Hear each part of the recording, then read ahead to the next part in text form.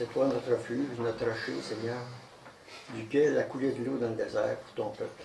Et c'est ta parole maintenant qui est notre source d'eau, notre source bénie, Seigneur, qui nous donne la vie.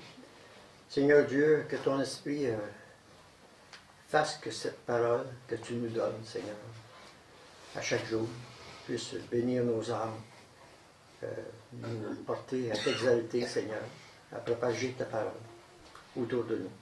Fais de nous, Seigneur, des enfants fidèles et obéissants, qui s'aiment les uns les autres, qui sont unis autour d'un même nom, le tien, Seigneur. Seigneur Dieu, sois avec notre pasteur qui va nous apporter la parole.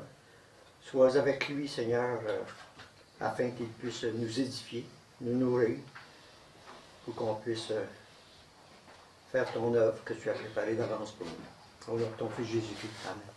Amen. Amen.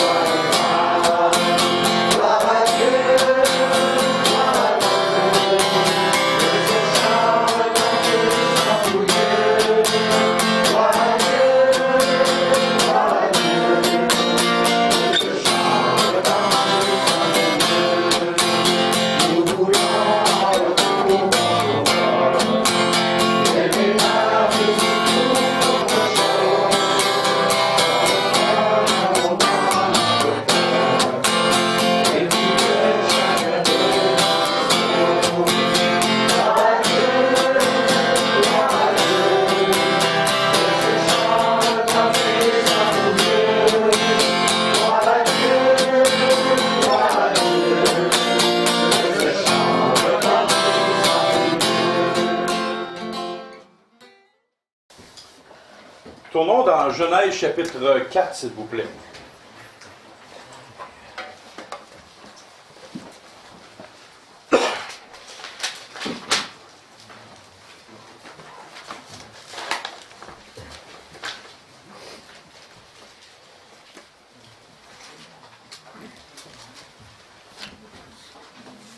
À cause de cette semaine, j'ai eu une semaine très mouvementée. J'ai fini de préparer la prédication cette nuit à 1h15 du matin.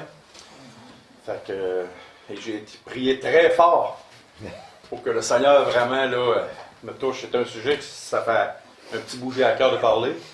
Mais là, c'est apparu dans mon âme, dans mon cœur.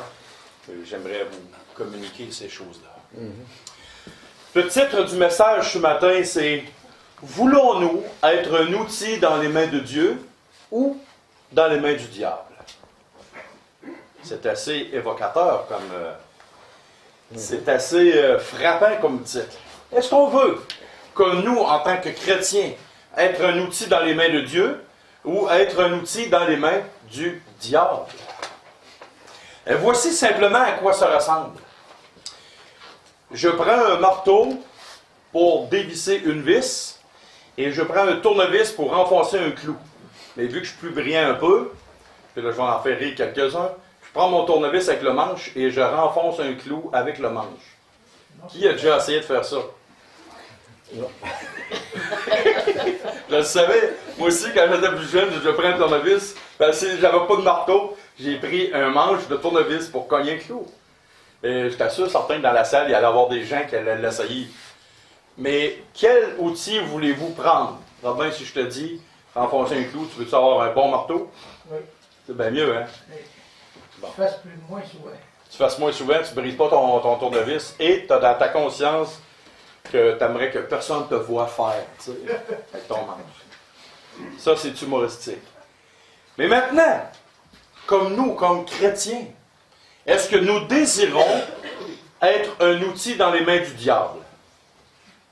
Qui voudrait être un outil dans les mains du diable? Et à main levée, qui voudrait devenir un outil dans les mains de Dieu? Les enfants en arrière, vous ne voulez pas? OK. Mais malheureusement, dans notre vie chrétienne, à cause de notre nature pécheresse, nous sommes souvent des outils dans les mains du diable. Malheureusement. Malheureusement, on est comme ça. Et bien souvent, on ne s'en rend pas compte. On pose des gestes, on dit des phrases. Et on est des outils très utiles et qui nuisent beaucoup à l'œuvre de Dieu parce que on est des outils dans les mains du diable. On va voir quelques exemples ce matin dans la Bible des hommes qui ont été des outils extraordinaires dans les mains du diable et d'autres hommes qui ont été des outils extraordinaires dans les mains de Dieu. On va tourner dans Genèse chapitre 4, s'il vous plaît, versets 1 à 9. Voyons un exemple concret de deux hommes, deux frères. Adam connut Ève, sa femme, elle conçut et enfanta Caïn, et elle dit, j'ai acquis un homme de par l'Éternel. Elle enfanta encore son frère Abel, et Abel fut berger et Caïn fut laboureur. Jusque-là, aucun problème, ça va bien. Au bout de quelque temps, Caïn fit à l'Éternel une offrande des fruits de la terre. Et Abel, de son côté, en fit une des premiers-nés de son troupeau et de leur graisse. L'Éternel porta un regard favorable sur Abel et sur son offrande, mais il ne porta pas un regard favorable sur Caïn et sur son offrande. Caïn fut très irrité et son visage fut abattu. L'Éternel dit à Caïn, « Pourquoi es-tu irrité? Et pourquoi ton visage est-il abattu? Certainement, si tu agis bien, tu relèveras ton visage. Et si tu agis mal, le péché se couche à ta porte. Et ses désirs se portent vers toi. Mais toi, domine sur lui. » Cependant, Caïn adressa la parole à son frère Abel, mais il était dans les champs. Caïn se jeta sur son frère Abel et le tua. L'Éternel dit à Caïn, « Où est ton frère Abel? » Il répondit, « Je ne sais pas. Suis-je le gardien de ton frère? » Oh! En peu de mots, il s'est passé quelque chose de spécial. Au début, les deux n'avaient pas de problème. Les deux vaquaient leur occupation. Il y avait une relation avec Dieu, ils parlaient avec Dieu. Parce que dans ce temps-là, Dieu parlait directement aux hommes, face à face. Un peu comme dans le temps de Job, un peu comme dans le temps d'Abraham. Avec les années, le temps, les époques, ça s'est passé. Mais dans ce temps-là, Dieu était très proche des premiers hommes sur la terre. Et Dieu va probablement montrer à Abel et à Caïn comment faire des sacrifices. Parce que sans ça, Dieu n'aurait pas agréé le sacrifice d'Abel. Et là, Dieu a agréé le sacrifice et l'autre non. Qu'est-ce qui s'est passé dans le cœur d'un? Qu'est-ce qui s'est passé dans le cœur de l'autre? Il y en a un qui a été l'outil du diable. Et comment ça a commencé dans son cœur? Je vais faire à ma tête. Je vais faire comme je pense. Il a offert un sacrifice qui était contraire à ce que Dieu probablement y avait demandé. Et de la façon de le faire. Ça a commencé à germer dans son cœur, tranquillement pas vite, en dedans. Et ensuite, qu'est-ce qui s'est produit? Il a fait à sa tête et il a fait quelque chose, pensant que ça allait passer à ses pieds. Ensuite, qu'est-ce qui s'est passé? Il y a eu de la colère, il a été irrité dans son cœur, contre son frère. Il haïssait son frère. Mais au début, probablement qu'il l'aimait, ça allait bien. Mais petit à petit, tranquillement, lentement mais sûrement. Et à la fin, qu'est-ce qui s'est produit? Ce qui a commencé tranquillement, pas vite, dans son cœur, a fini ouvertement à envoyer promener Dieu. Je dis, ben, écoute, Dieu, c'est moi le gardien de mon frère. Occupe-toi de lui, là, je veux rien savoir, c'est toi là, qui devrais s'en occuper, pas moi. Ça a commencé tranquillement, pas vite, dans le cœur de Caïn, et ça l'a fini ouvertement comme une rébellion contre Dieu. Premier exemple de deux hommes. Un qui était un outil dans les mains de Dieu, et un autre qui était quoi? Un outil dans les mains du diable. Et comment ça a commencé? Par où ça a commencé? Ici, à l'intérieur du cœur. On va avoir un autre aspect, deux autres personnages. Nombre chapitre 12, s'il vous plaît. Et du verset 1 à 13. On va citer juste 3 exemples, mais non 4, comme j'avais marqué. Nombre chapitre 12, versets 1 à 13. Marie et Aaron parlèrent contre Moïse au sujet de la femme éthiopienne qu'il avait prise. Car il avait pris une femme éthiopienne. Ah, il devait être sûrement raciste. Est-ce que c'est ça? On ne le sait pas. Mais ils ont parlé contre Moïse. Ils dirent, est-ce seulement par Moïse que l'Éternel parle? N'est-ce pas aussi par nous qu'il parle? Et l'Éternel l'entendit. Or, Moïse était un homme fort patient, plus qu'aucun homme sur la face de la terre. Soudain, l'Éternel dit à Moïse, à Aaron et à Marie, « Allez, vous trois, à la tente d'assignation. » Et ils y allèrent tous les trois. L'Éternel descendit dans la colonne de nuée, et il se tint à l'entrée de la tente. Il appela Aaron et Marie, qui s'avancèrent tous les deux, et il dit, « Écoutez bien mes paroles. Lorsqu'il y aura parmi vous un prophète, c'est dans une vision que moi, l'Éternel, je me révélerai à lui. C'est dans un songe que je lui parlerai. Il n'en est pas ainsi de mon serviteur Moïse. Il est fidèle dans toute ma maison. Je lui parle bouche à bouche. Je me révèle à lui sans énigme. Et il voit une représentation de l'Éternel. Pourquoi donc n'avez-vous pas craint de parler contre mon serviteur, contre Moïse? La colère de l'Éternel s'enflamma contre eux. Et il s'en alla. La nuée se retira de dessus la tente. Et voici, Marie était frappée d'une lèpre, blanche comme la neige. Aaron se tourna vers Marie. Et voici, ils avaient la lèpre. Et jusqu'au verset 13. Alors Aaron dit à Moïse, « De grâce, mon Seigneur, ne nous fais pas porter la peine du péché que nous avons commis en insensé, et dont nous sommes rendus coupables, auquel ne soit pas comme l'enfant mort-né dont la chair est à moitié consumée quand il sort du sein de sa mère. » Moïse cria à l'Éternel en disant, « Ô Dieu, je te prie, garde, guéris-la. » La première occasion qu'on avait vue, c'est question familiale. Sommes-nous des outils de Dieu ou des outils entre les mains du diable dans notre famille? Comment est-ce que nous agissons avec nos frères, nos sœurs? Quand les parents meurent, il y a un héritage, il y a de l'argent. Oh, c'est là que les vrais cœurs se révèlent. Des déchirements familiales. Envers nos enfants, est-ce que nous sommes des outils dans les mains du diable ou envers Dieu? Dans les mains du Dieu. Est-ce qu'on agisse bien avec les enfants? Est-ce que nous agissons bien avec nos parents? Pierrette, ta mère a quel âge? 94. Est-ce que tu veux être un outil dans les mains de Dieu ou dans les mains du diable avec ta mère? Dans les mains de Dieu. Bon. Il y avait un contexte familial. Ici, dans Nombre 12, qu'est-ce qu'on a comme contexte? Un contexte de l'Assemblée de Dieu, un contexte d'un serviteur, d'un berger. J'aurais donc aimé ça avoir eu comme pasteur Moïse, encore plus Christ. Mais mettons, si j'avais été dans le temps de Moïse, et je me dis, hey, tu pensais le berger, le pasteur qu'on avait eu, c'était un homme des plus doués, des plus patients qu'il y a jamais eu. Et là, son frère et sa sœur ont parlé dans son dos.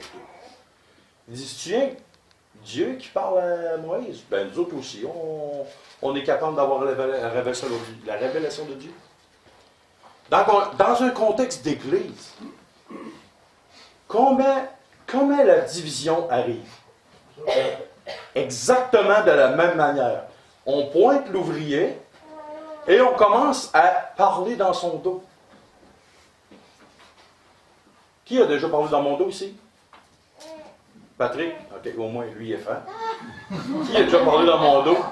Brice aussi a parlé dans mon dos. Le Fraisé aussi. Oh, ouais. Qui a déjà parlé dans mon dos? Probablement tout le monde. Probablement tout le monde, hein? J'espère juste que c'est gentil. Des fois, c'est du positif, des fois, c'est un peu... Ah oui, puis c'est normal. Mais c'est normal. Mais voyez-vous, et je vous ai posé la question, et merci d'avoir été franc. Des fois, on prend un ouvrier et on parle. On parle dans son dos. Mais je vous pose la question, est-ce que vous aimeriez prendre la place du pasteur? Mais avec toute la responsabilité qui va être dans l'éternité, est-ce que vous aimeriez prendre la place du pasteur avec toute la charge de savoir, alors peut-être les madames, quelques-uns, monsieur, qui aimeraient avoir les secrets des gens, mais voulez-vous supporter la souffrance du pasteur? Et souvent, on dit quelque chose. Mais voyez, ça, c'est dans un contexte d'assemblée. Mais dans notre Église, est-ce qu'on veut être les anciens? M. Lacasse est ancien. Les gens qui s'occupent d'un ministère. Ah, une autre personne qui s'occupe... mettons, prenons Gilbert, il s'occupe des vidéos. Ouais, mais il me semble qu'il y a des vidéos, il y a telle affaire. Un autre qui s'occupe de l'accueil. Ouais, il n'est pas très accueillant. Un autre qui s'occupe de tel ministère. Ouais, André, il me semble qu'il y a eu des fausses notes aujourd'hui à la guitare. Voyez-vous? Voyez-vous? Dans une église locale, on peut avoir toutes les matières pour chialer, parler, tatata. Et il ne faut pas que ça soit comme ça. Et est-ce qu'on veut être un outil dans les mains de Dieu ou dans les mains du diable? Quel est un des titres du diable? L'accusateur des frères devant Dieu. Et souvent, dans une église locale, souvent, on est quoi? On est des accusateurs des frères et des sœurs devant Dieu. Il ne faut pas que ce soit comme ça. On va devoir un autre sujet maintenant. Job, chapitre 2, versets 7 à 13. On va devoir quatre personnages, plus 1. Ça fait 5. Jusqu'à date, c'est ça que ça fait. Et Satan se retira de devant la face de l'Éternel. Puis il frappa Job d'un ulcère malin, depuis la plante du pied jusqu'au sommet de la tête. Et Job prit un tesson pour se gratter et s'assit sur la cendre. Sa femme lui dit, « Tu demeures ferme dans ton intégrité. Maudis Dieu et meurs. » Mais Job lui répondit, « Tu parles comme une femme insensée. Quoi, nous recevons de Dieu le bien, et nous recevrions pas aussi le mal? » En tout cela, Job ne pêcha point par ses lèvres. Ouf! Terrible! La femme de Job, malgré tout ce qu'il y avait, a parlé. Et là, il y a 3 amis qui se présentent, verset 11. 3 amis de Job, Éliphaz de Théman, Bildad de Shuach et Tsophar de Naaman. Ouais, c'est pas pire, je l'ai eu là. À peu près. Apprirent tous les malheurs qui lui étaient arrivés.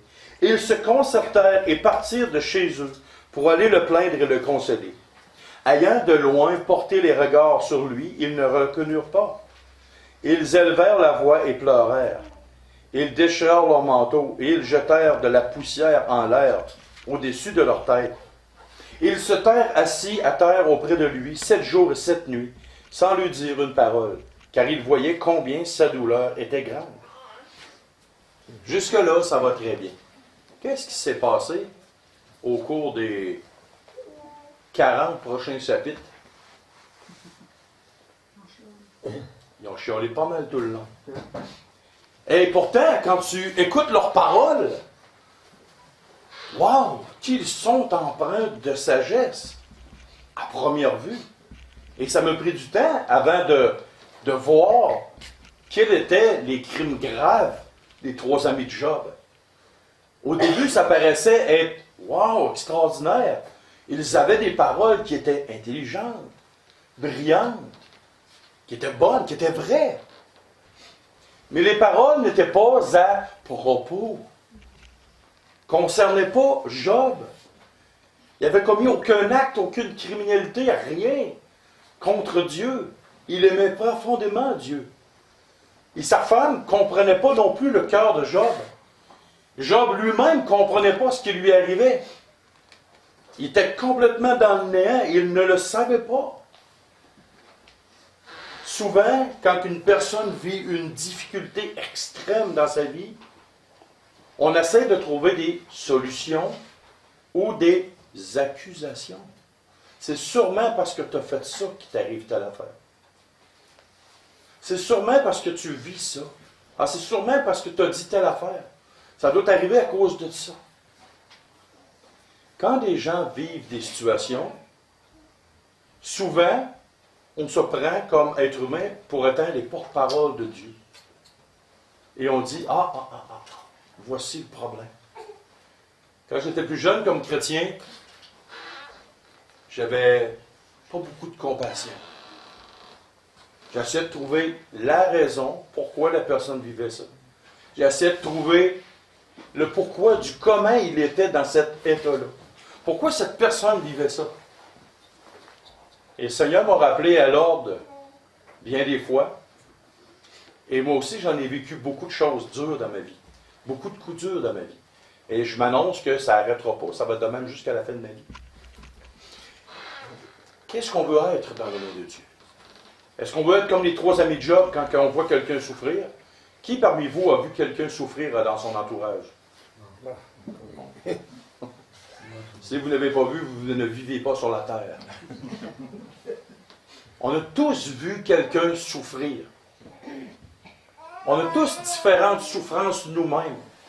Est-ce qu'on aime à se faire ausculter et dire « Ah, c'est parce que tu as commis telle affaire, telle affaire, telle affaire. » Ou on aime mieux avoir de la compassion. Peut-être que c'est vrai des fois qu'on a des choses qu'on doit comprendre. Mais il faut avoir un filtre dans ce qu'on dit les choses. Ça, c'est important. Et, mesdames, quelque chose d'important pour vous. Quand votre mari fait quelque chose, quand il vit quelque chose, la pire chose que vous pouvez faire dans l'état de vie qu'il vit, c'est de lui rappeler son passé, lui rappeler ses erreurs de son passé, et frapper encore plus fort avec vos grandes prédictions, qui va sûrement se replanter encore. Si vous faites ça, mesdames, vous êtes un merveilleux outil dans les mains du diable. Excusez-moi, mesdames, mais c'est la vérité. Ne rabaissez jamais votre mari dans une épreuve, un coup dur. C'est la pire chose que vous pouvez faire pour... La meilleure chose que vous pouvez faire pour être dans les mains du diable, un très bon outil, c'est de frapper, d'être l'outil pour frapper sur l'homme, le mari, la personne qui vit la situation, votre mère.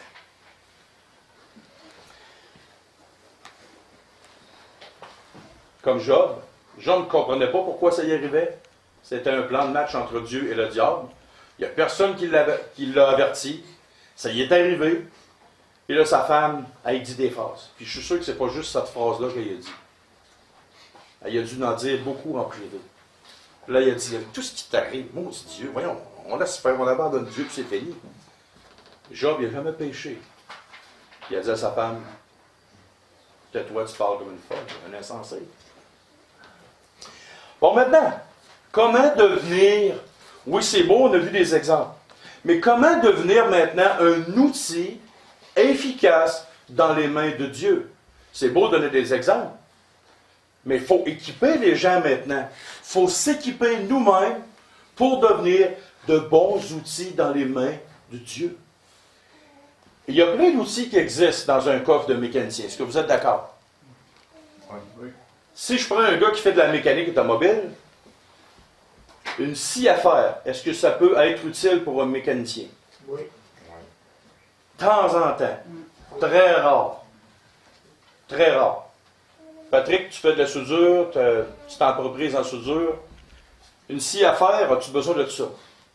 Oui, certaines applications.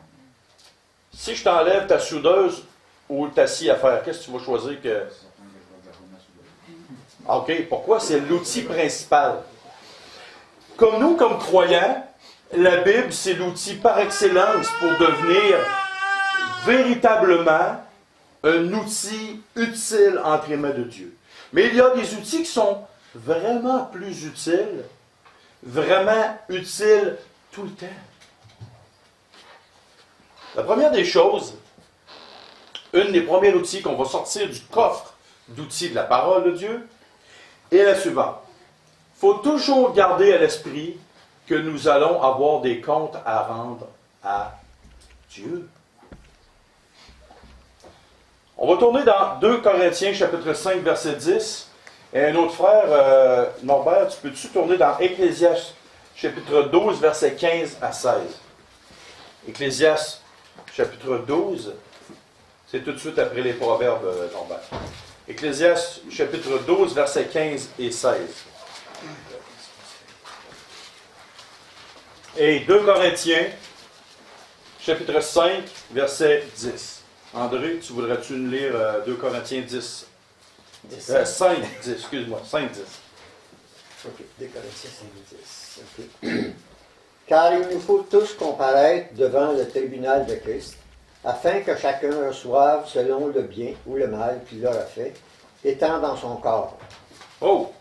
Non, mais la parole de Dieu a sûrement tort. Ça va être sûrement, on va passer devant le tribunal de Christ pour nos convictions spirituelles. Qu'est-ce qu'on a cru ou pas? Ça va être sûrement, on va passer au tribunal de Christ parce que probablement pour notre assiduité à l'église locale. Non. Pour le bien ou le mal qu'on va avoir été fait dans notre corps. Norbert, vas-y, lis-nous ça.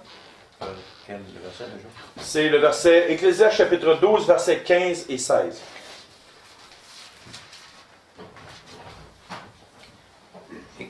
Écoutons la fin du discours. Crains Dieu et observe ses commandements. C'est là ce que doit faire tout homme. Car Dieu amènera toute œuvre en jugement au sujet de tout ce qui est caché, si bien soit mal. Oh! Dans l'Ancien comme dans le Nouveau Testament, la parole de Dieu nous dit une chose claire, nette et précise. Quand on va mourir, pour nous comme chrétiens, on le sait, on va passer devant le tribunal de Christ. Pas le jugement du grand trône blanc. Ça, c'est les impies, les païens, les gens qui ne connaissent pas Dieu, qui ne sont pas convertis. Nous, comme chrétiens, on va passer devant le tribunal de Christ. Et si on a en tête que nous allons rendre des comptes pour le bien ou le mal qu'on va avoir fait dans notre corps, ça devrait nous sonner une clochette dans notre tête en disant « Oh, je vais avoir des comptes à rendre. » Est-ce que je vais avoir été un outil utile, agréable et édifiant dans les mains de Dieu, ou je vais avoir passé ma vie comme chrétien à jouer dans les deux camps ou être plus du bord du diable? Qu'est-ce que je fais comme action? Qu'est-ce que je dis comme parole qui peut édifier? Est-ce que ma bouche ou mes actions fait que je vais faire du mal à un frère ou une sœur? Imaginez-vous 30 secondes. Moi, je suis pasteur, pas de dossier criminel, même pas de contravention pour excès de vitesse, rien là. Et je dis d'un homme, « Ah, j'ai vu tel homme, il agressait des enfants. » Et c'est pas vrai. Avez-vous pensé le tort énorme que je peux faire à telle personne? Ou imaginez-vous un enfant dit, comme Quentin, tu veux t'en aller comme professeur? Un matin, un enfant se lève, 12-13 ans, une petite fille, il dit, lui, il m'a agressé. Avez-vous imaginé les conséquences? Le bien ou le mal qu'on va avoir fait étant dans notre corps. Et des fois, on pense qu'on va dire quelque chose de bien, mais ça va tellement faire plus de tort à la personne. Et croyez-moi sincère, je l'ai vécu. Et à plusieurs reprises. Donc, il faut avoir l'esprit, la conscience de dire qu'on va avoir des comptes à rendre à celui qui voit tout, qui connaît tout, qui connaît les situations de tout le monde. La deuxième des choses qu'il faut avoir à l'esprit, c'est qu'on doit aimer ceux qui nous font du mal. Pardonnez à ceux qui nous blessent. Pourquoi? Quelqu'un qui me fait du mal, c'est quoi la première réaction que j'ai envie de faire humainement parlant? La vengeance. Et où est-ce que ça me conduit, la vengeance? À faire moi-même du mal. Si je me venge, qu'est-ce qui se passe? Je suis un outil dans les mains du diable. On va tourner dans Matthieu chapitre 5, versets 38 à 48. Et après ce texte-là, je vais vous parler de quelque chose. Il y a un mais, il y a quelque chose aussi.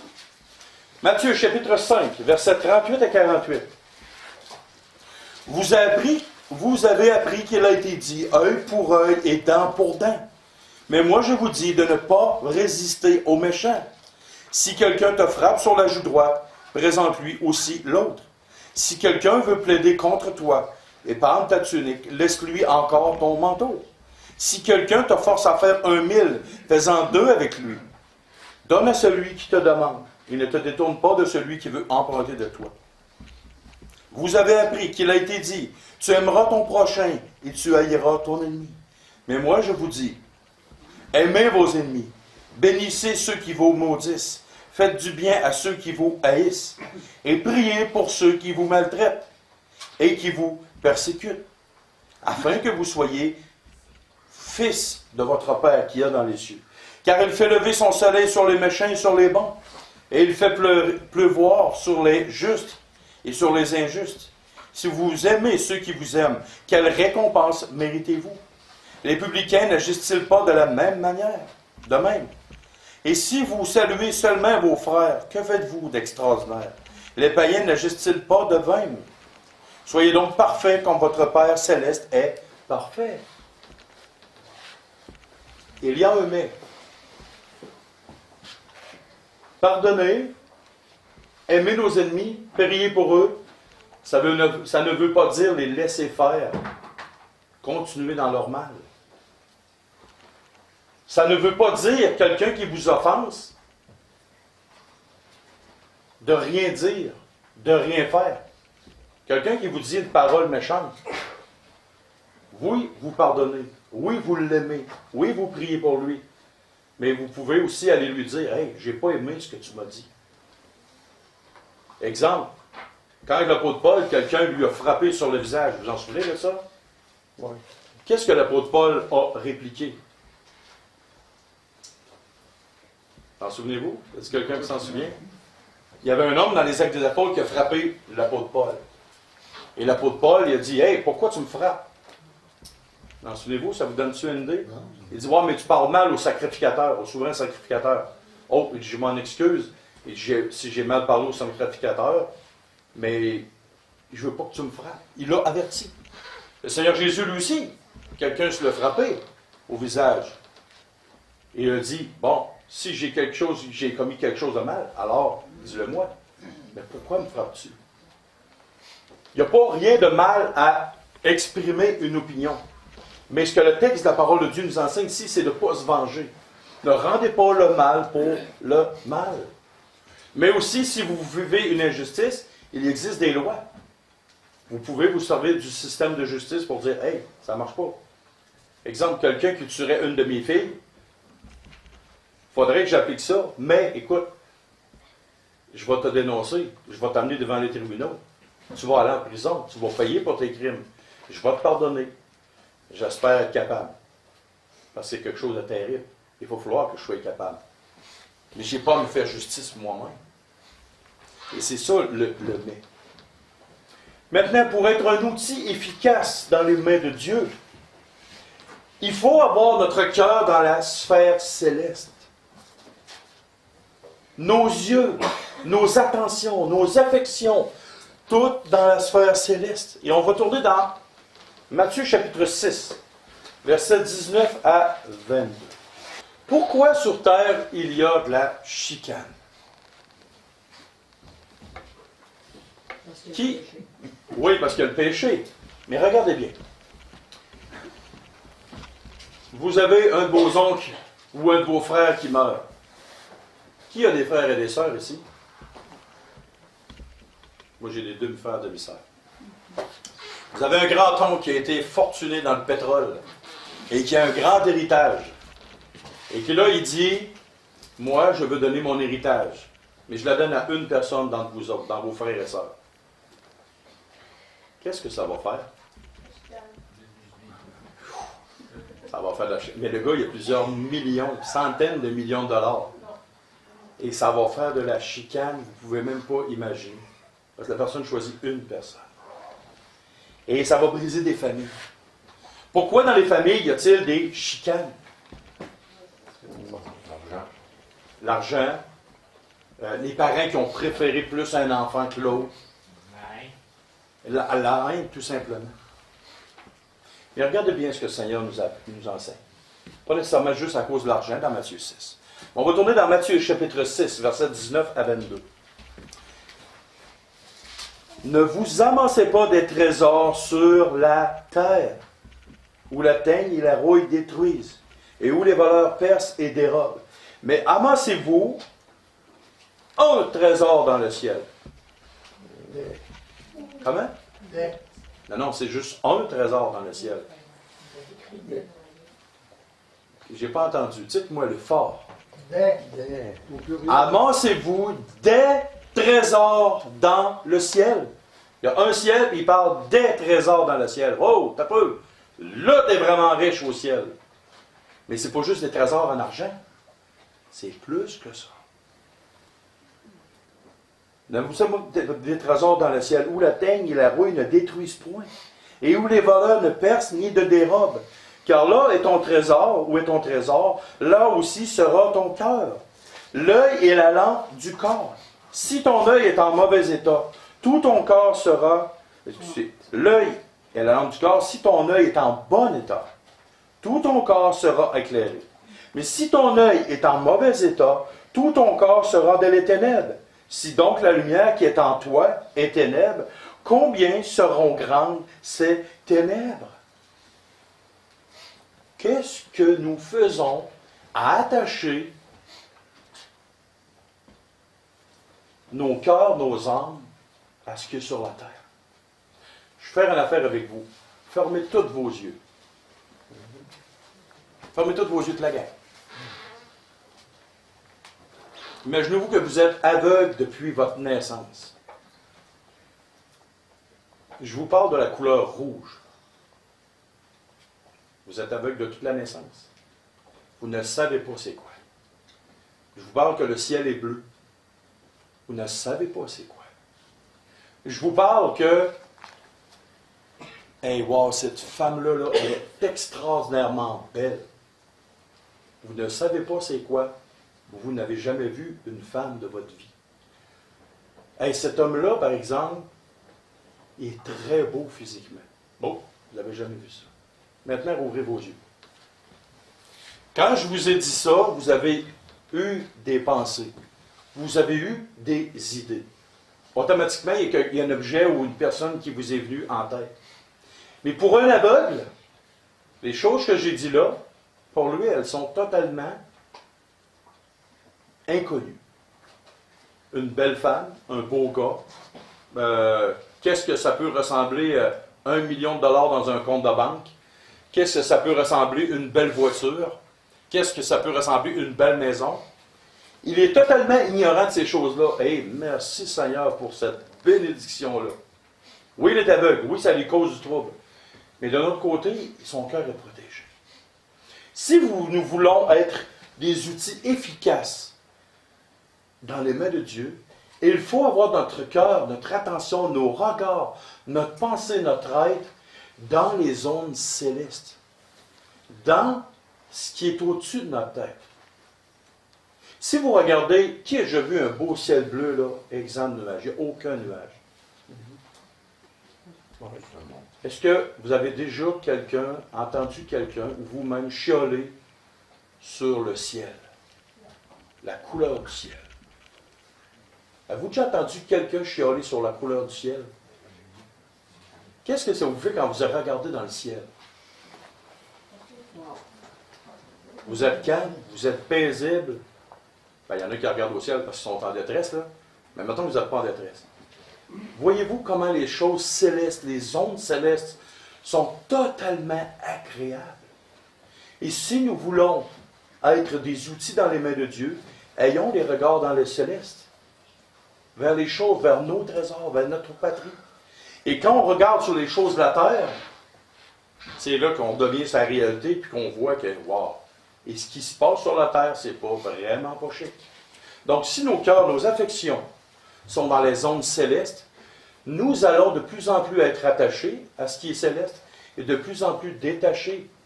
Donc, si on est de moins en moins attaché aux choses de la terre,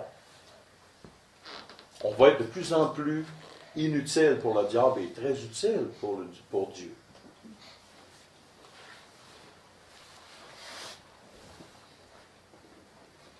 Avoir à l'esprit que Dieu aussi doit être le premier dans toutes choses. Brice, qu'est-ce qui compte le plus pour toi dans ta vie?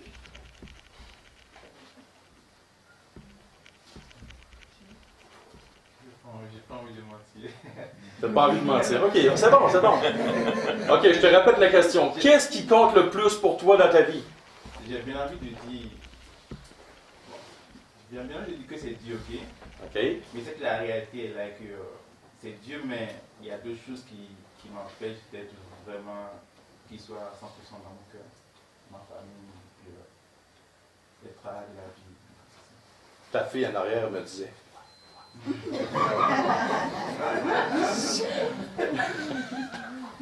Ta deuxième. Fait que c'est elle qu'il faut que tu aimes le plus. Non, c'est pas vrai. Voyez-vous, on est attaché, on est pris avec ce qu'on voit, parce que nos cœurs ne sont pas dans les ondes célestes.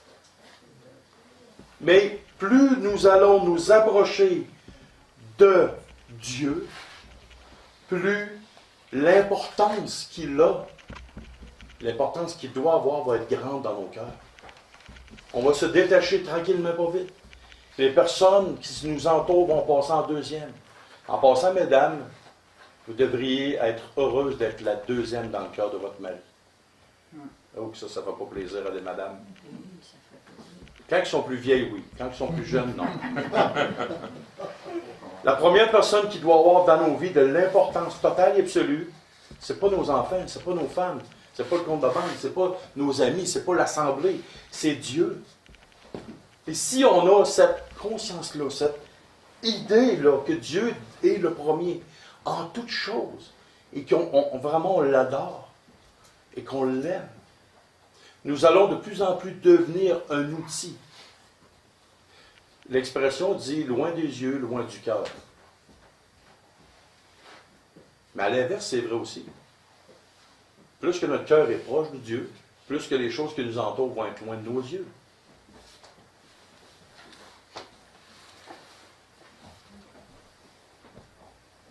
Et une chose qui est très, très dure à faire, c'est la suivante. Avoir à l'esprit de faire mourir toutes nos passions. OK, là, je m'explique. Moi, j'aime les abeilles. Est-ce qu'il faut que j'arrête d'être apiculteur pour être un outil utile dans les mains de Dieu? Non. Dernièrement, j'ai appris à faire du pain. Ma femme, elle me trouve tannant. J'en ai raté à peu près au moins une vingtaine de pains. Mais j'ai fini par réussir. J'aime ça faire du pain à la maison. Puis là, ma femme, un matin, elle me dit « James, hier, ton pain qui t'avait hier, il t'en reste-tu? Ah. J'aime ça faire du pain. » Je me suis installé une petite table hydroponique. Et faites-vous-en pas, c'est pas pour faire pousser du pot. C'est pour faire pousser de la salade, des légumes. Une petite table hydroponique en bas chez nous. C'est des passions. C'est des petites affaires qui ne prennent pas de temps. Je regarde ça pousser. Ça aurait fait pousser de l'ail dans la cave en bas chez nous. Wow, je trouve ça extraordinaire. Est-ce que je parle de ces passions-là? Est-ce que la Bible dit qu'on ne doit pas avoir de passion? Il y en a qui aiment ça, mettre des choses dans des bouteilles. Tu sais, ils font des petits bateaux dans des bouteilles. Bon, je ne comprends pas pourquoi ils aiment ça, mais bon. Ils aiment ça. Il y en a d'autres que c'est des tableaux. Il y en a que c'est les mathématiques. Il y en a que c'est le français. Il y en a qui aiment ça lire. C'est pas ça qu'on parle. Faire mourir nos passions, c'est autre chose que ça. On va tourner, s'il vous plaît, dans Galates, chapitre 5, versets 16 à 25. J'ai dit donc, marchez selon l'esprit, et vous n'accomplirez pas les désirs de la chair. Car la chair a des désirs contraires à ceux de l'esprit. Et l'esprit en a des contraires à ceux de la chair. Ils sont opposés entre eux, afin que vous ne fassiez point ce que vous voudriez. Si vous êtes conduits par l'esprit, vous n'êtes point sous la loi. Or, les œuvres de la chair sont évidentes. Ce sont la débauche, l'impureté, le dérèglement, l'idolâtrie, la magie, la rivalité, les querelles, les jalousies, les animosités, les disputes, les divisions, les sectes, l'envie, l'ivrognerie, les excès de table, les choses semblables. Ça veut dire toute forme de péché possible et impossible. Je vous dis d'avance, comme je l'ai déjà dit, que ceux qui commettent de telles choses n'hériteront point le royaume de Dieu. Mais le fruit de l'esprit, c'est l'amour, la joie, la paix, la patience, la bonté, la bienveillance, la foi, la douceur, la maîtrise de soi. La loi n'est pas contre ces choses. Ceux qui sont à Jésus-Christ ont crucifié la chair avec ses passions et ses désirs. Si nous vivons par l'Esprit, marchons aussi selon l'Esprit. Ne cherchons pas une vaine gloire en nous provoquant les uns les autres, en nous portant envie les uns les autres. Oh! Et là, ça, c'est important.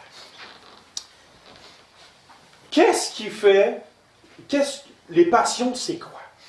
Les désirs de la chair et les passions de la chair, de notre corps, de notre homme intérieur, c'est quoi?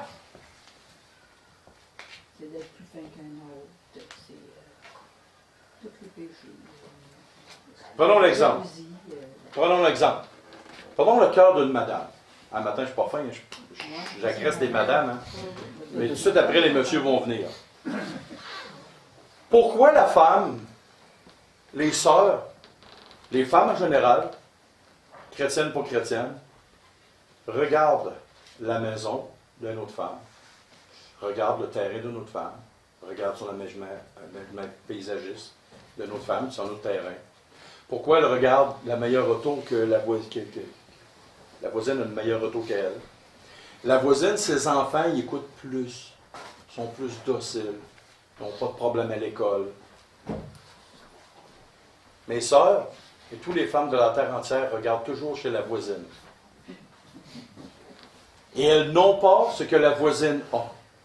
Et là, elles se retournent vers le mari et disent « Pourquoi? Je ne suis pas capable d'avoir la même vie qu'elle. » Ne riez pas, mesdames. Et c'est une réalité. Maintenant, les hommes, nous regardons dans la rue une certaine madame. Elle a de la bien moins chialeuse que ma femme. Cette femme-là est plus jeune que la mienne. Cette femme-là, elle a réussi avec ses enfants, puis moi, ma femme, elle a toujours de la misère avec les miens. Cette femme-là, cette femme-là, cette femme-là, cette femme-là, cette femme-là. Ce mari-là, ce mari-là, cette mari-là. Cette situation-là, cette situation-là, cette situation-là.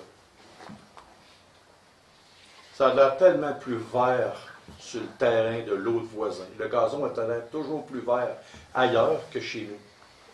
C'est à croire qu'il n'y a jamais de famille qui ont des épreuves et des problèmes dans la vie familiale, puis il n'y a rien que chez nous qui a des épreuves. Il n'y a jamais d'épreuve ailleurs. Chez nous, il y en a, par exemple. Chez nous, ma femme est comme ça et mon mari est comme ça. Mais ailleurs, c'est jamais comme ça. Nous avons des passions, des combats, des luttes intérieures.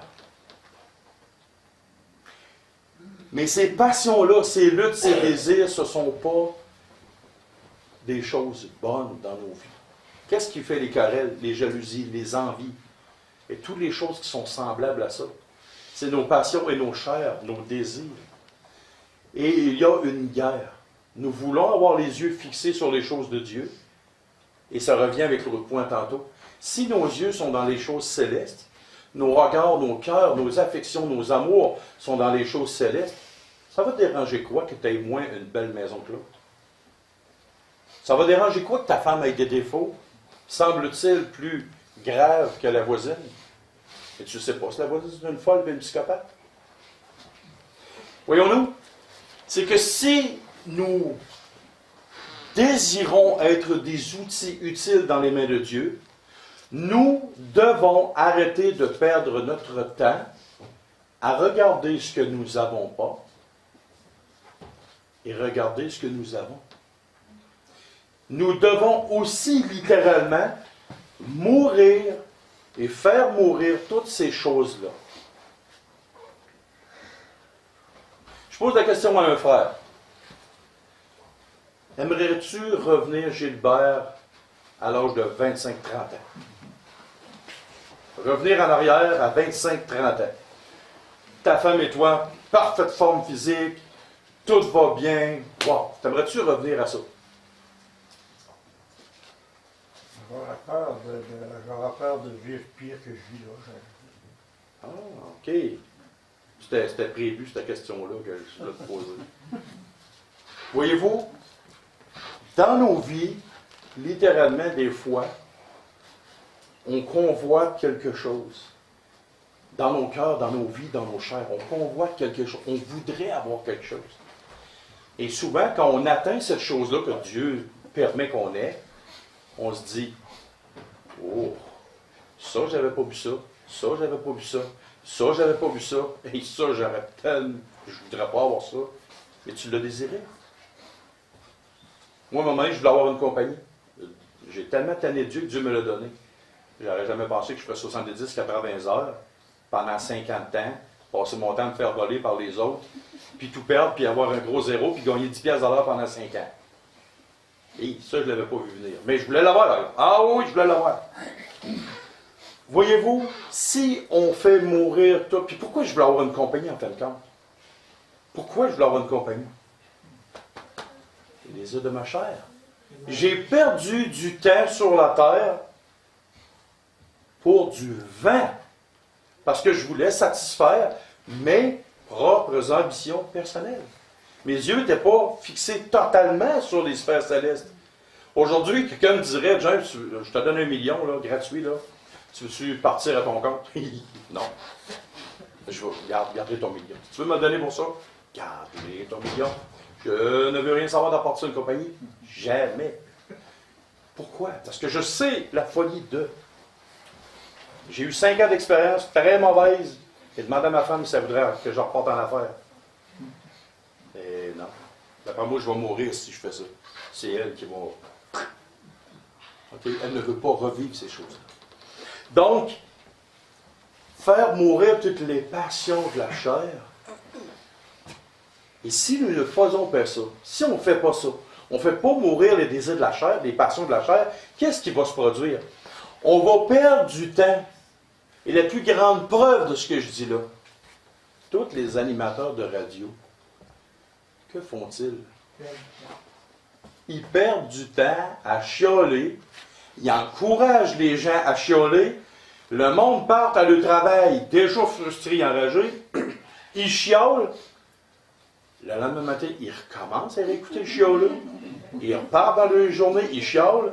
Tout le monde chiole encore. Devinez quoi? Le lendemain matin, ils reviennent, ils écoutent le chioleux et ils repartent chioler. Toutes les passions de la chair sont là. Les querelles, les animosités, le chiolage, les ci, les ça. Et on aime ça. On carbure à ça. Mais qu'est-ce qu'on fait? On perd notre temps. On perd notre temps, littéralement, et on n'est pas utile dans les mains de Dieu. Et dans le passé, j'étais craqué contre la politique. J'ai décidé à un moment donné, wow, Fanny. Mais des fois, j'ai des petits relents. Wow, la chair en revient. Quand je vois les 2 super premiers ministres qu'on a au Canada ou aux États-Unis. Mais ça va donner quoi? Pensez-vous sérieusement ce que je dis, ça va faire que Justin Trudeau et Donald Trump vont débarquer?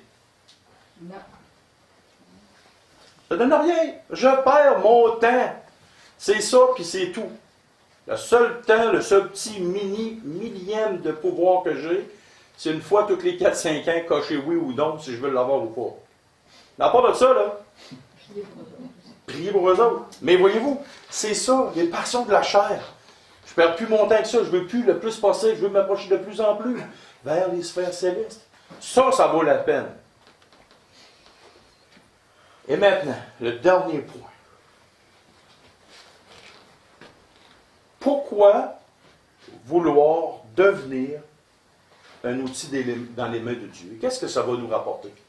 Qu'est-ce que ça va nous donner? Oui, la paix de l'âme. Parce que plus tu t'approches des choses célestes, plus que tu vis mieux. Interdisez-vous de chialer pendant une journée. Surtout. Madame, vous ne chialez plus avec votre mari, vous ne chialez plus avec vos enfants, vous ne chialez plus à cause que vous n'avez pas assez d'argent, vous ne chialez plus parce qu'il vous manque du linge, malgré qu'il ne vous en manque pas. Mesdames, vous ne chialez plus. Et messieurs, on va arrêter d'avoir des idées noires en dedans de nous. On va arrêter de ruminer des idées noires. On va juste penser à quelque chose de céleste. À la fin de la journée, et interdisez-vous de faire ces choses-là. À la fin de la journée, couchez-vous dans votre lit et remarquez les choses, les sentiments dans votre cœur. Comment vous allez bien dormir? Faites le test. Avant, chez nous, j'avais tout le temps des idées noires, tout le temps. Mes passions, tout ça. À un moment donné, j'ai dit, t'as peu, là, je veux-tu mourir d'une crise cardiaque à 45 ans? Je veux-tu avoir un paquet de problèmes de santé? Non, c'est pas ça. Et en plus de ça, je ne suis pas un outil des mains de Dieu. Fait que ça va être votre devoir. Mais pourquoi maintenant? Oui, c'est bon pour la santé, pour le corps, la personne, tout. Et je vais devenir utile dans les mains de Dieu, mais pourquoi? Le psaume 73, et on va terminer avec ça.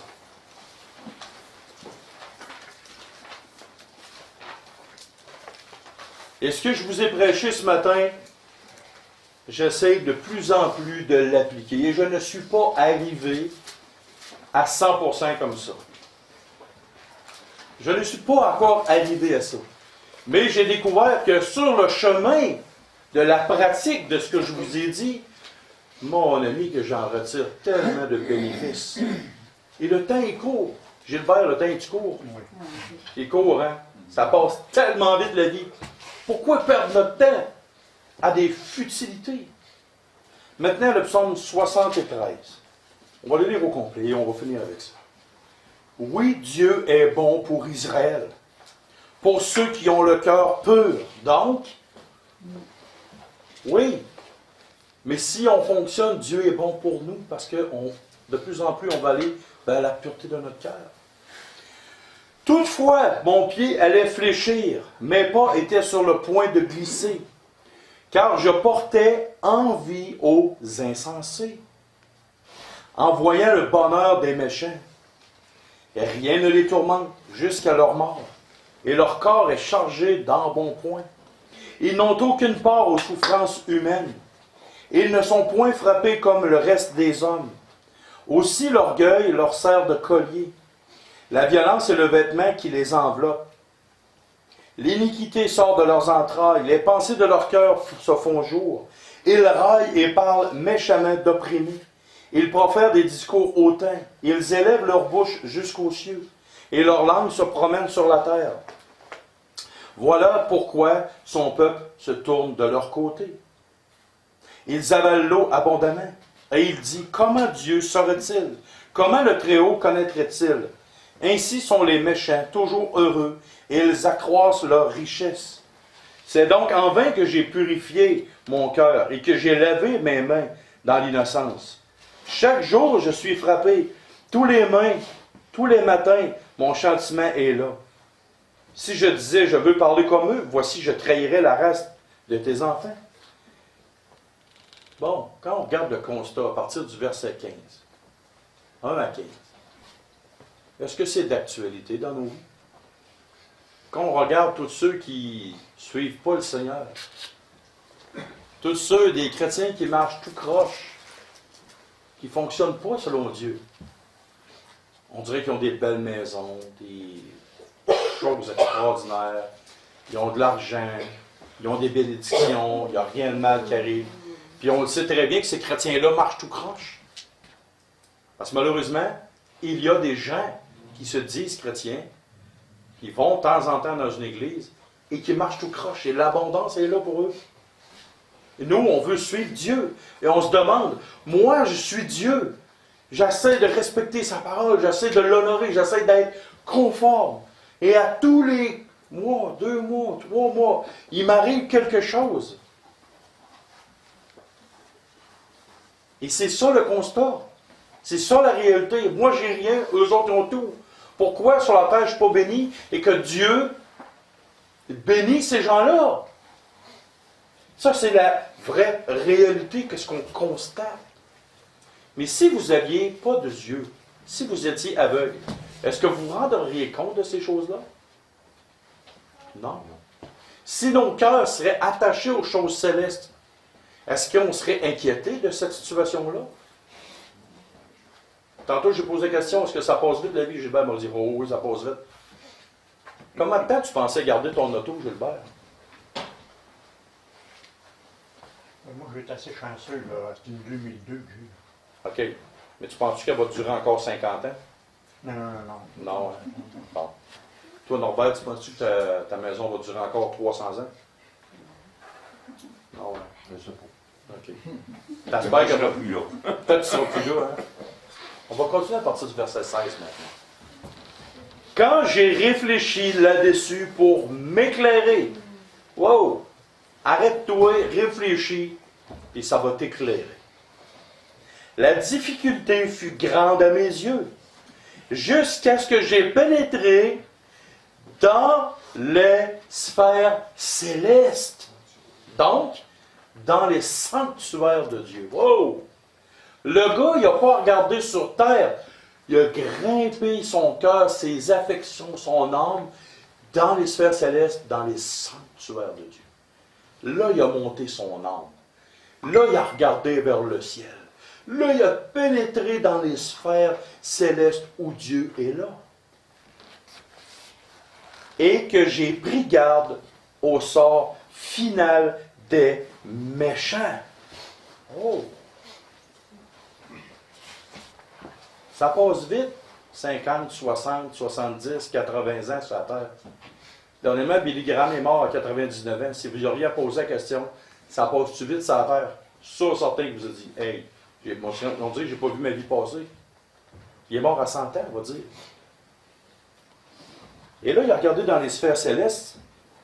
Et là, j'ai pris garde au sort final des méchants. Oui, tu les places sur des voies glissantes. Tu les fais tomber et les mets en ruine. Et quoi? En un instant, les voilà détruits. Ils sont enlevés, exterminés par une fin soudaine, comme un songe au réveil. Seigneur, à ton réveil, tu repousses leur image. Lorsque mon cœur s'aigrissait et que je me sentais percé dans les entrailles, j'étais stupide et sans intelligence. J'étais à ton égard comme les bêtes. Quand j'ai regardé mon cœur, puis j'ai monté mon cœur dans les sphères célestes, je me suis rendu compte que j'étais un imbécile profond, un stupide d'avoir attaché mes regards et mes yeux sur ce que le voisin avait, ou ce que moi j'avais pas. Et il s'est rendu compte que ça valait 0 puis une barre. Verset 23. Cependant, je suis toujours avec toi. Tu m'as saisi la main droite.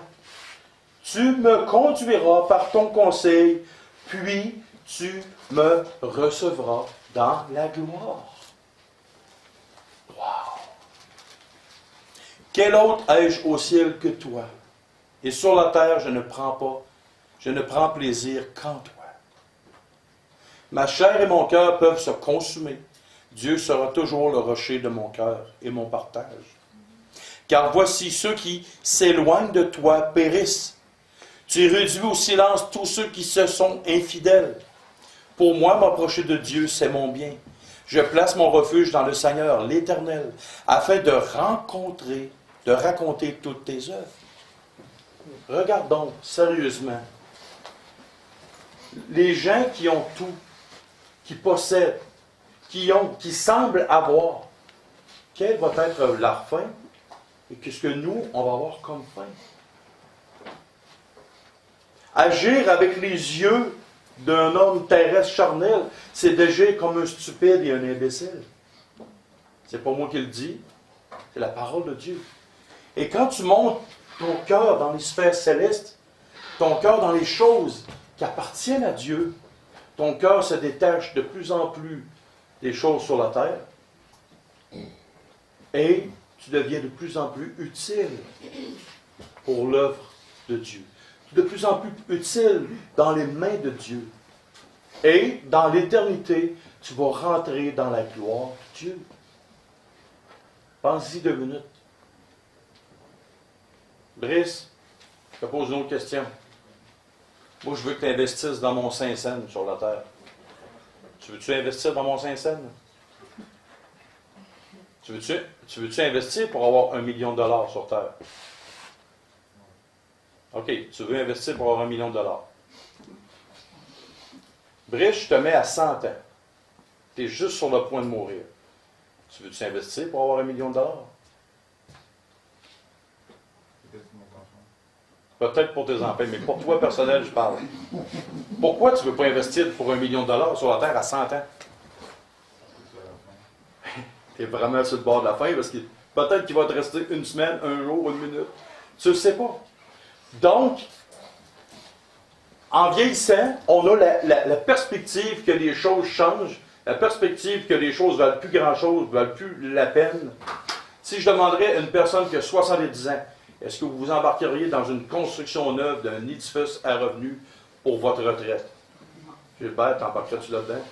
Monsieur Cahouette, est-ce que vous embarqueriez là-dedans? Non. Non, hein? Ah, il est un peu, regarde, promis, je ne m'en rendrai même pas au premier étage, je vais être trop magané. Voyez-vous, c'est que plus que nos yeux, nos regards, nos esprits, nos âmes s'approchent vers les choses célestes, on a de moins en moins d'attache aux choses terrestres. Et on devient de plus en plus utile, et un outil utile dans les mains du diable, dans les mains de Dieu. Plus qu'on s'éloigne de ces choses, des choses célestes, des choses divines, des choses spirituelles, plus qu'on devient un outil très efficace dans les mains du diable.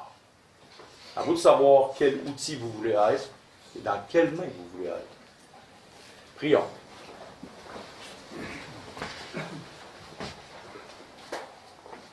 Seigneur Dieu et Père, merci des choses qui nous arrivent dans nos vies, Seigneur. Merci aussi, Père, parce que tu nous enseignes par ta parole. Merci parce que tu nous fais vivre des choses. Donne-nous, Père, à partir de ce matin, de prendre la décision d'être des outils utiles entre tes mains en ayant un cœur, une vue, une vision fixée sur toi, sur les choses célestes, et de moins en moins attaché sur les choses terrestres, qui, rappelons-nous, par ta parole, va tout passer au feu. Les gens sur terre vont nous dire qu'on n'est pas réaliste, qu'on a la tête dans les nuages. Mais c'est plus loin que les nuages. On veut avoir l'esprit, le cœur dans les sphères célestes, Père. Alors conduis-nous, c'est notre désir ce matin, d'être conduit de plus en plus dans ta présence. Père, on veut te prier pour les offrandes qui vont suivre, Seigneur Dieu. De nous d'être généreux, d'avoir un cœur, les oreilles, l'âme, les yeux, l'esprit, tout ce qui est en nous, attaché à ton œuvre sur la terre. Donne-nous d'être généreux pour ton œuvre, afin que ton œuvre puisse se poursuivre, qu'on puisse réellement voir le fruit de ta main bénissante. Mais ta main bénissante aussi sur ceux qui administrent ses finances. Donne-leur un cœur droit et intègre à tout moment, à tout instant, pour administrer ses finances. Et au nom de ton Fils, le Seigneur Jésus, qu'on prie. Amen.